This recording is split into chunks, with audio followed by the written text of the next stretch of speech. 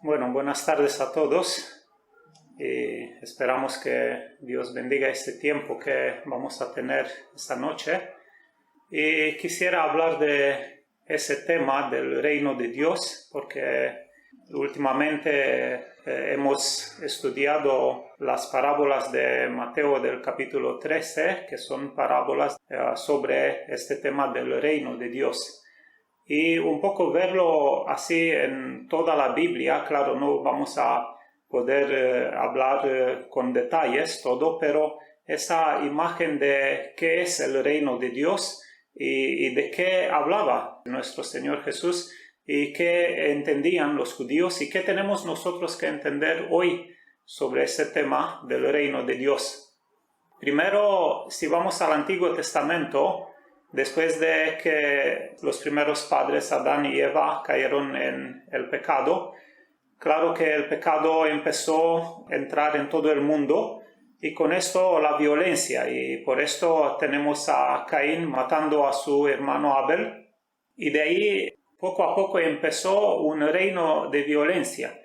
Y eso culminó con el primer hombre que llegó a ser un tipo del rey, un tipo de anticristo, el que se llama en Génesis Nimrod, el que llegó a reinar sobre otras personas, pero reinando, imponiendo su voluntad a través de la fuerza.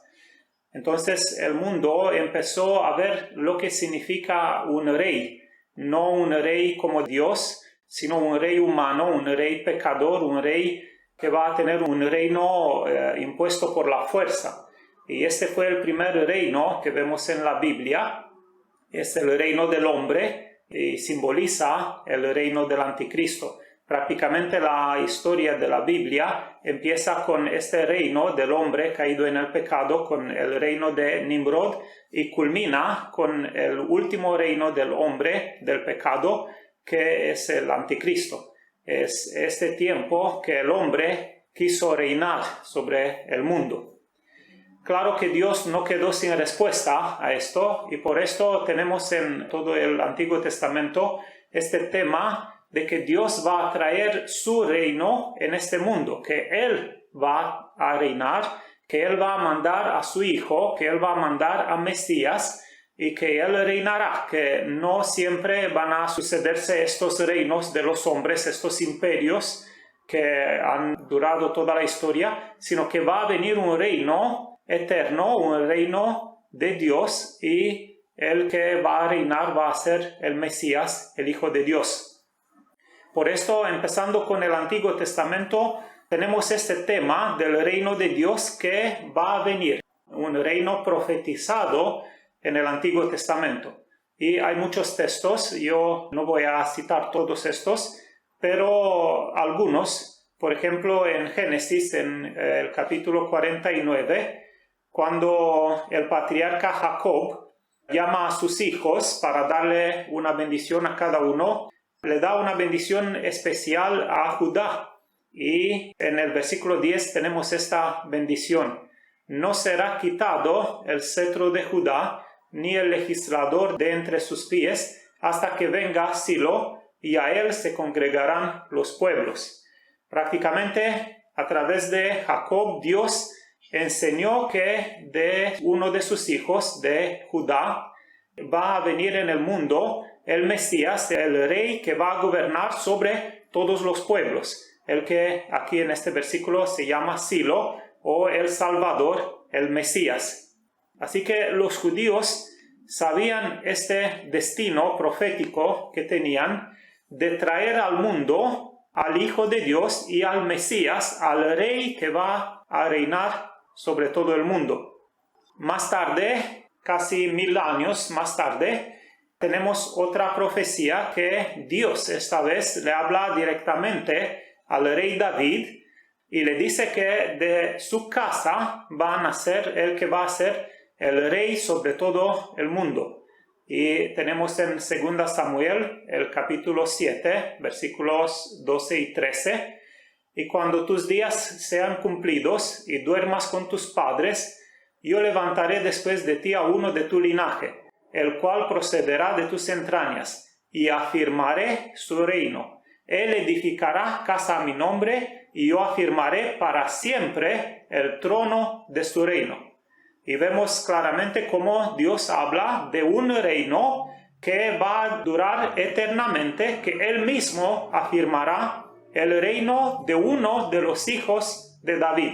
Por esto el Señor Jesús se llamó a sí mismo Hijo de David, porque Él venía de la descendencia del rey David.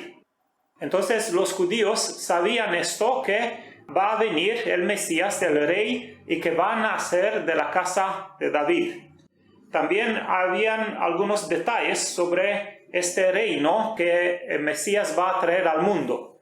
Y como he dicho, no vamos a ver todos los detalles. Hay mucho en el Antiguo Testamento sobre el reino que va a venir. Solo 2 textos voy a leer de los Salmos. En el Salmo 45, versículos 6 y 7. Tu trono, oh Dios, es eterno y para siempre. Cetro de justicia es el cetro de tu reino. Has amado la justicia y aborrecido la maldad. Por tanto, te ungió Dios, el Dios tuyo, con óleo de alegría más que a tus compañeros. Y aquí se ve claramente que el que va a reinar no va a ser solo hombre, sino que va a ser Dios. O sea que va a ser en la misma persona hombre y Dios al mismo tiempo. Tu trono, oh Dios, es eterno y para siempre. Y por esto te ungió Dios, el Dios tuyo, con óleo de alegría más que a tus compañeros. Dios mismo ungió a Jesús, a su Hijo, para reinar sobre toda la humanidad. También en el Salmo 110 tenemos la misma idea, que el rey que iba a venir va a ser no solo hombre, sino también Hijo de Dios. Jehová dijo a mi Señor: siéntate a mi diestra hasta que ponga a tus enemigos por estrado de tus pies. Jehová enviará desde Sión la vara de tu poder. Domina en medio de tus enemigos. Tu pueblo se te ofrecerá voluntariamente en el día de tu poder, en la hermosura de la santidad. Y aquí tenemos algo añadido a esta idea del reino que iba a venir, que va a ser un reino de justicia, que va a haber un pueblo que se va a ofrecer voluntariamente en la hermosura de la santidad, y que al mismo tiempo los enemigos van a ser puestos por Dios como estrado de los pies del Señor en el día cuando Él va a reinar. También en los libros de los profetas, cada uno de los profetas mayores y también los demás profetas del Antiguo Testamento tienen algunos textos sobre este reino y sobre el rey que iba a venir. Y en Isaías, por ejemplo, en el capítulo 9, hay un texto que nosotros leemos cada vez en Navidad, el versículo 6, porque un niño nos es nacido, hijo nos es dado, y el principado sobre su hombro, y se llamará su nombre admirable, consejero, Dios fuerte, Padre eterno, príncipe de paz. Lo dilatado de su imperio y la paz no tendrá límite, sobre el trono de David y sobre su reino, disponiéndolo y confirmándolo en juicio y en justicia desde ahora y para siempre. Va a ser un reino eterno, y el rey que iba a reinar va a ser al mismo tiempo hombre, un niño nacido, pero a la vez va a ser Dios fuerte, Padre eterno, príncipe de paz. Aquí tenemos la imagen del rey que iba a venir. Así que los judíos podían saber muchas cosas sobre el reino y la persona del rey que esperaban como Mesías, como Salvador. Y en este contexto tenemos que poner todos los sucesos de los evangelios, en esa esperanza que el pueblo judío, que el pueblo de Israel tuvo durante siglos, esperando que venga el reino de Dios, que venga el rey, el Mesías. Esta era la esperanza cuando nació Jesús, y todo Israel, que estaba en aquellos tiempos bajo el dominio del Imperio Romano, estaban esperando la venida del gran rey profetizado, prometido, y tenían en la mente esta imagen que va a venir un gran rey de la casa de David, un rey poderoso, que Dios le va a dar poder y que Él va a ser el libertador, el Mesías, el que les va a librar de toda la dominación de un imperio mundano, del imperio romano en este caso, y que va a confirmar en Sion, en Israel, en Jerusalén, el trono de su padre David. Esa era la esperanza que los judíos tenían mirando en el Antiguo Testamento, que va a venir Mesías y que Él va a gobernar sobre el trono de su padre David, sobre Israel y sobre todo el mundo. Entonces, así tenemos que entender las primeras predicaciones de Juan el Bautista y del mismo Señor Jesús. Los dos, cuando empezaron su obra pública, cuando empezaron su predicación, cada uno habló anunciando la venida de este reino de Dios. Por ejemplo, Juan el Bautista tenemos en Mateo, en el capítulo 3, primeros 2 versículos. En aquellos días vino Juan el Bautista predicando en el desierto de Judea y diciendo: arrepentíos, porque el reino de los cielos se ha acercado. O sea que esa esperanza que ellos tenían desde hace siglos se estaba cumpliendo, y podemos imaginarnos la alegría que había en el pueblo de Israel sabiendo que el reino de Dios se ha acercado, y de esa forma ellos esperaban que va a venir Mesías y que va a gobernar en Israel. Luego empezó la predicación el mismo Señor Jesús con las mismas palabras, proclamando la misma verdad de que el reino de Dios estaba cerca.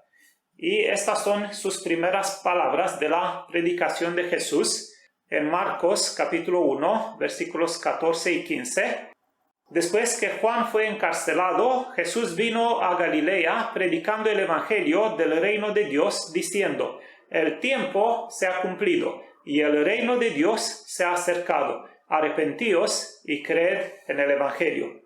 El tema de la predicación de Juan el Bautista y del mismo Señor Jesús era la venida del reino y prácticamente la venida del rey que iba a gobernar en Israel, en Jerusalén y de ahí sobre todo el mundo. Por esto, por ejemplo, en todos los evangelios, si vamos a mirar, no vamos a ver sobre la iglesia, porque la iglesia era un misterio. Cristo solo habla a Pedro y le dice que él edificará su iglesia sobre la roca de su verdad como hijo de Dios. Pero toda la predicación era sobre el reino, porque Jesús estaba direccionando su mensaje al pueblo de Israel. Él vino a los suyos, pero tristemente los suyos no le recibieron, como dice el evangelista Juan en su primer capítulo. Entonces Jesús habló mucho sobre la venida del reino de Dios y empezó a explicar cómo es este reino, dar detalles que no habían en el Antiguo Testamento. Ya hemos dicho que en el Antiguo Testamento habían algunas cosas sobre el reino que iba a venir, pero ahí estaba el mismo rey en la persona del Señor Jesús, y él podía explicar cómo va a ser su reino, porque era el reino suyo, él era el rey. Por esto Jesús empezó a aclarar que se trataba primeramente no de un reino físico, sino de un reino espiritual. Y eso ellos no pudieron entender, que antes iba a venir un reino espiritual en sus corazones y luego va a venir el reino físico que va a cumplir las profecías del Antiguo Testamento. Y, por ejemplo, cuando habló a los fariseos en Lucas capítulo 17, versículo 20, preguntado por los fariseos cuándo había de venir el reino de Dios, les respondió y dijo: el reino de Dios no vendrá como advertencia, ni dirán helo aquí o helo ahí, porque he aquí el reino de Dios está entre vosotros.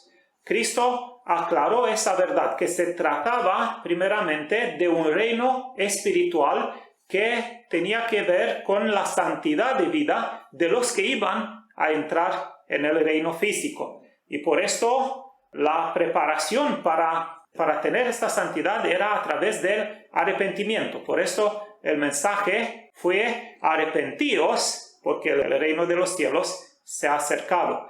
Tenía que haber una preparación del alma para poder entrar en este reino. Luego también Jesús estableció las nuevas leyes del reino de Dios en lo que se llama el Sermón del Monte. En Mateo capítulos 5, 6 y 7, Cristo habla sobre cómo va a ser su reino, cuáles van a ser las nuevas leyes del reino que van a sustituir la ley del Antiguo Testamento, o a lo mejor va a cumplir esta ley y que va a poner unos nuevos estándares de vida. Y prácticamente en Mateo, en estos 3 capítulos, en el Sermón del Monte, tenemos lo que los comentaristas llaman la constitución del reino de Dios. Todas las leyes que van a gobernar en el tiempo del reino de Cristo. Después, más tarde, en el mismo Evangelio de Mateo, en el capítulo 13, el que habéis estudiado antes, tenemos las parábolas sobre el reino, donde Cristo empieza a enseñar un poco más cómo va a progresar el reino espiritual hasta cuando va a llegar el reino físico. Por esto tenemos estas parábolas, por ejemplo, la parábola del sembrador, donde podemos ver los diferentes resultados de la palabra sembrada en los corazones de la gente. Y también tenemos estas parábolas que tienen que ver con el final de los tiempos, con el reino físico que va a venir en la tierra en el tiempo del fin. Y ahí Cristo habla que va a separar lo que es cizaña y lo que es trigo, va a separar lo que son los peces y lo que no es bueno, y que en su reino van a entrar solo los justos, solo los que se van a conformar a su palabra. Y finalmente, en el mismo Evangelio de Mateo, capítulos 24 y 25, tenemos este aspecto venidero de la gloria del reino, el aspecto escatológico, cuando el reino físico se va a instaurar sobre esta tierra, cuando el reino de Dios se va a instalar en Jerusalén y en Judea. Y si vamos a ver en Mateo 24, vamos a ver que todo sucede en Jerusalén y en Judea, porque ahí es el trono donde Cristo va a reinar, y él tiene que reinar en el trono de su padre David. Entonces tenemos estos 2 capítulos también proféticos que hablan sobre el reino que va a venir. Por esto, para los judíos e incluso para los discípulos de Cristo, habían unos problemas de entendimiento. Ellos no entendían esa diferencia entre el reino espiritual y el reino físico. El reino espiritual significa someterse bajo el Rey de los Reyes, bajo la voluntad de nuestro Señor Jesús, y entender que tenemos un Señor, que si entramos en el reino a través del arrepentimiento y de la fe, nuestros pecados son lavados, pero de ahí en adelante tenemos un Rey a quien tenemos que obedecer. Y esto significa el reino espiritual de Cristo, su soberanía sobre nuestras vidas. Entonces Jesús fue el Rey, y para los judíos ha sido un poco difícil entender esa verdad, porque al final de su obra pública, cuando él vino, ¿os acordáis? Unos días antes de su crucifixión, él bajó desde el Monte de los Olivos y todos estaban diciendo: Hosana, sálvanos ahora, que venga tu reino ahora. Y en otras palabras, ellos decían que Cristo tome el trono de su padre David. Ellos esperaban que el reino físico empiece en aquel mismo día, el día domingo antes de la crucifixión de nuestro Señor Jesús. Pero no fue así, y para la sorpresa de todos, él fue atado, fue encarcelado, fue juzgado, fue pegado y herido, y al final fue llevado ante el gobernador romano, Pilato. Y ahí Cristo una vez más habló sobre el hecho de que él era el rey. Y él dijo la verdad delante de Pilato, y cuando el gobernador romano le preguntó si de verdad él es un rey, respondió Jesús: mi reino no es de este mundo. Si mi reino fuera de este mundo, mis servidores pelearían para que yo no fuera entregado a los judíos, pero mi reino no es de aquí. Y en una traducción más fiel, más exacta, las últimas palabras son así: pero mi reino no es ahora de aquí. O sea que en aquellos días no era el reino físico, pero sí que va a venir una época cuando Él va a traer su reino también de manera física en el mundo. Entonces, esto fue un problema y hasta hoy en día es un problema para los judíos inconversos, para los judíos que guardan el Antiguo Testamento y la ley de Moisés.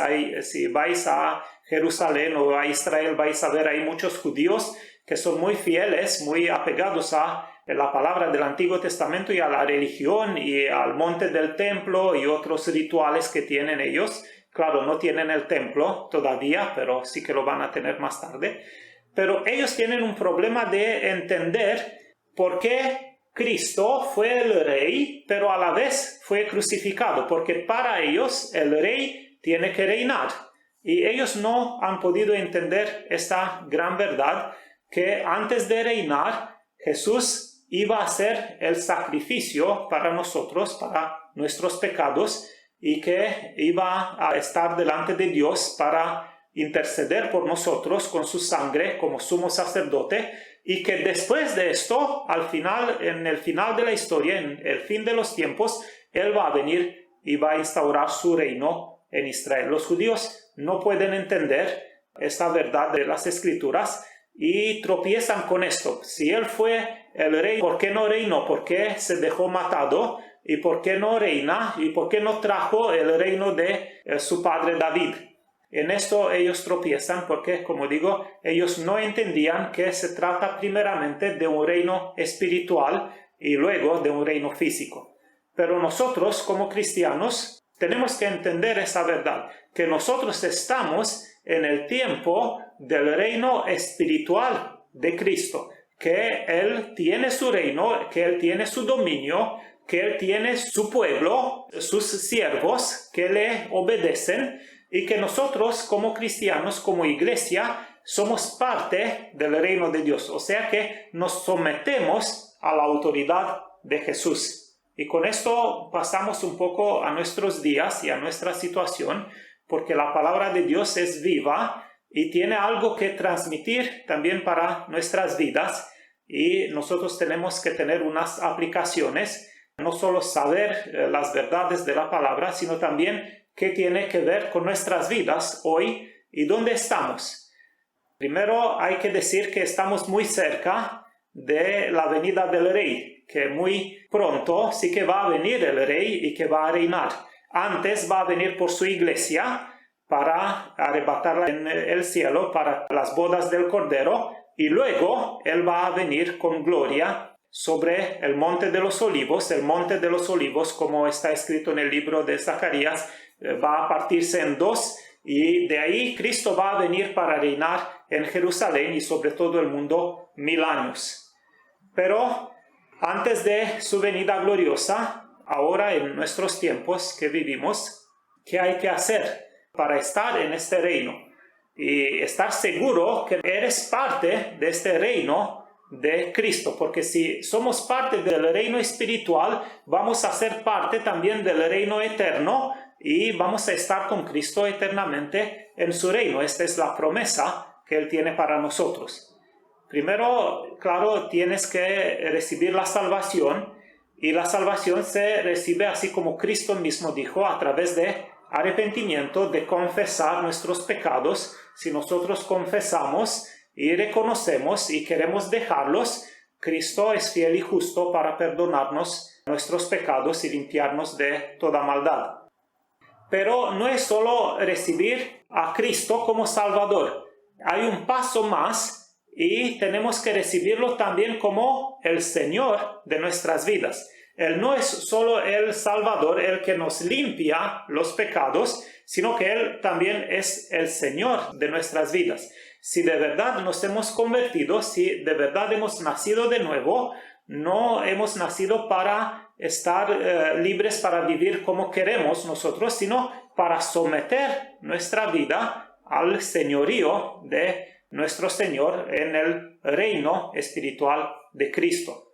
Por esto el apóstol Pablo en el libro a los Romanos dice estas palabras, Romanos 10:9, si confesares con tu boca que Jesús es el Señor y creyeres en tu corazón que Dios le levantó de los muertos, serás salvo. Y aquí no es solo la declaración que Jesús es el Señor de todo el mundo, sino que Él es Señor de mi vida, que yo acepto que Él es mi Señor, que Él tiene que reinar sobre mi vida y tiene que ver con someter mi vida y mi voluntad a su voluntad y ser siervo en su reino espiritual. Todos los que son discípulos de Cristo son siervos en su reino y al final esperamos que Él nos diga estas palabras, bien, siervo fiel y justo. Y queremos ser siervos fieles y vivir en la justicia que Él nos da a través de la fe. Por esto, en estos días antes de la venida de Cristo, como hijos de Dios, como cristianos, tenemos que aceptar el reino de Dios dentro de nosotros, porque el reino de Cristo tiene que ser en nuestros corazones y Él tiene que reinar sobre nuestras vidas. Cuando Cristo se manifestará glorioso en su reino, cuando Él va a traer su reino físico, y esto va a suceder después de los 7 años de la tribulación, la promesa para nosotros, para los siervos fieles de Cristo, es que estaremos junto con Él y que vendremos con Él para nada más y nada menos reinar con Él sobre este mundo. Nosotros somos siervos, claro, y esto tiene que ver con nuestra humildad y tenemos que aceptar esto, pero Cristo habla que nosotros también vamos a reinar junto a Él y vamos a estar en su reino teniendo un lugar especial como iglesia. Entonces en Colosenses, en el libro de Colosenses, el capítulo 3, versículo 4, hay esa promesa. Cuando Cristo, vuestra vida, se manifieste, entonces vosotros también seréis manifestados con Él en la gloria. Cuando Cristo va a manifestar su gloria, cuando Él va a venir al final de la tribulación, entonces vosotros también seréis manifestados con Él en la gloria. Nosotros vamos a venir con Él. Esta es la promesa que tenemos como siervos de Cristo.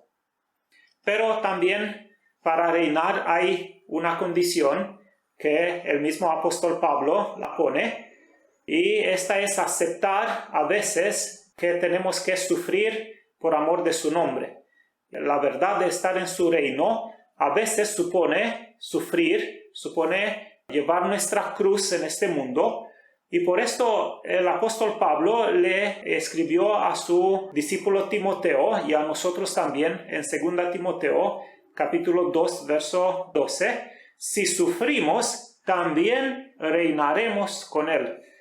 En otras palabras, Pablo le anima a Timoteo porque había tiempo de persecución, tiempos difíciles, le da ánimo a través de estas palabras. Timoteo, hay que sufrir porque si sufrimos, también reinaremos con Él. No es que nos ganamos el derecho de estar con Él, pero hay que poner en una balanza de un lado los sufrimientos y de otro lado el reino. Y aceptar que en este mundo vamos a tener que sufrir porque el mismo Señor Jesús sufrió, entonces nosotros también vamos a sufrir, vamos a ser perseguidos, no vamos a ser aceptados, vamos a ser rechazados y tenemos que aceptar esto porque Él también lo aceptó por nosotros.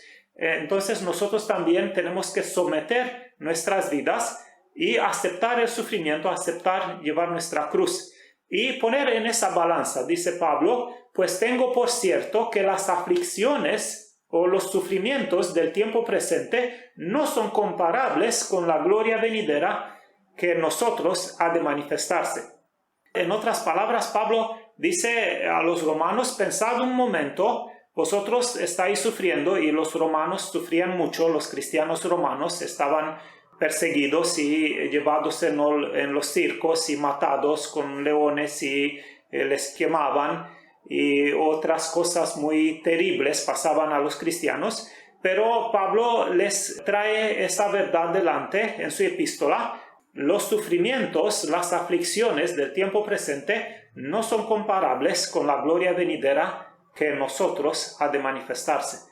Y como estamos en este mundo, yo sé que muchos y por muchas veces tenemos que sufrir y pasar por aflicciones. Hay que aceptar esto como parte de nuestra vida y someter nuestra voluntad a la voluntad de Cristo. Como Él dijo a su Padre que se haga su voluntad y no la suya, entonces si nosotros dejamos a Dios que haga su voluntad y si aceptamos vivir bajo su dominio, entonces la gloria venidera se va a manifestar también en nuestras vidas, y esto creo yo muy pronto.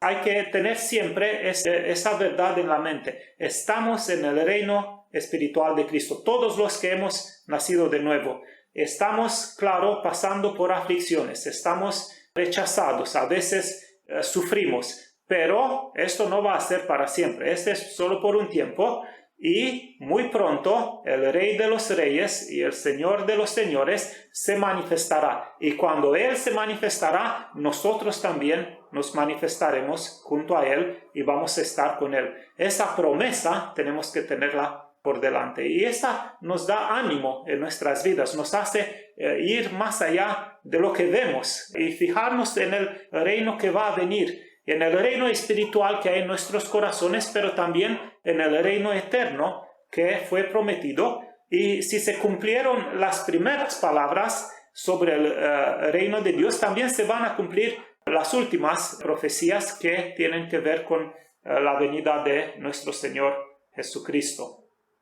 Por esto, como último pensamiento, creo que tenemos que someternos a Cristo y también orar que venga su reino. Claro, el reino espiritual está en nosotros, pero es una oración que hay en nosotros, y la Biblia tiene esas últimas palabras en el libro de Apocalipsis. Los que oyen esa palabra, que digan: ven, Señor Jesús. Y el mismo Señor nos enseñó cómo orar al Padre. Y Él dijo esas palabras en Mateo 6.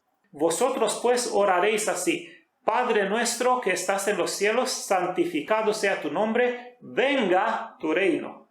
Que el reino venga, esperamos que venga el Rey, que venga el reino. Pedimos que venga el reino. ¿Por qué? Para que se haga su voluntad como en el cielo, así también en la tierra. Primeramente se hace en nuestras vidas, pero va a venir un tiempo cuando la voluntad de Dios se va a hacer en la tierra como en los cielos, porque la tierra será llena del conocimiento de Dios como el fondo del mar, de las aguas que lo cubren. Esos tiempos están delante de nosotros y tenemos que orar y esperar con paciencia a través de las aflicciones de la vida, esperar que venga el reino de Dios. Y que Dios nos ayude a todos, a mí mismo también y a vosotros, a los que escucháis la palabra de Dios, someternos a su voluntad, aceptar su voluntad, aceptar su dominio sobre nuestra vida. Es un dominio de justicia, de paz, de santidad, y ponernos la mirada en la venida de Cristo que va a suceder, creemos, muy pronto. Y que Dios os bendiga a todos.